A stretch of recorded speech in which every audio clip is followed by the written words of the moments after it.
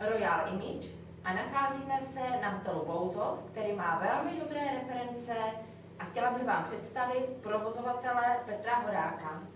Dobrý den. Dobrý den. Dobrý den. Dobrý den. Dobrý den, já jsem Petr Horák. Vítám vás na hotelu Bouzov a těším se na váš víkend a zde bude kouzelný. Víkend zahájila Naděžda Iždinská, náš milý host, poutavou přednáškou. Program víkendu byl pestrý a velmi nabitý. Ochutnávka coachingu, zdravé výživy, ayurvédy, módního stylingu, vizážistiky. Byl také proložen procházkami krásnou přírodou a zakončen soukromou prohlídkou hradu Bouzov. Na každém víkendu bude vždy zajímavý host, kterým tentokrát byla velmi známá kartářka a spisovatelka Naděžda Iždinská. Naděnko, váš názor? Была jsem velice překvapena, protože já jsem neočekávala, že tak bude příjemně.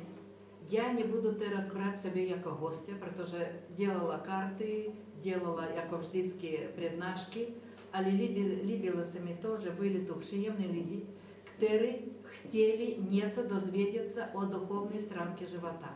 A to je nejdůležitější.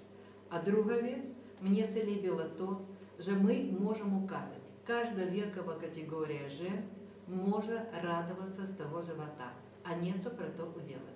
Já mám 67 let a můžu vám povědět, že já by tak pověděla, že můj život se jen začíná. Jani, pokud by si chtěla doporučit náš víkend pro ženy, komu by to bylo?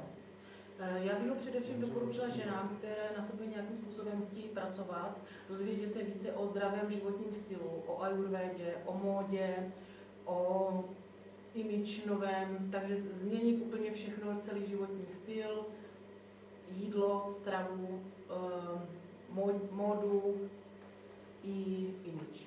Gábi, co se ti tady nejvíce líbilo? Nejvíce se mi líbilo uvolněná přátelská atmosféra, to, že jsme se sešli ženy různých věkových kategorií, různých zkušeností a dovedností a nejúžasnější je to si to tady předávat. Takže odjíždím obohacená a moc se těším na příště.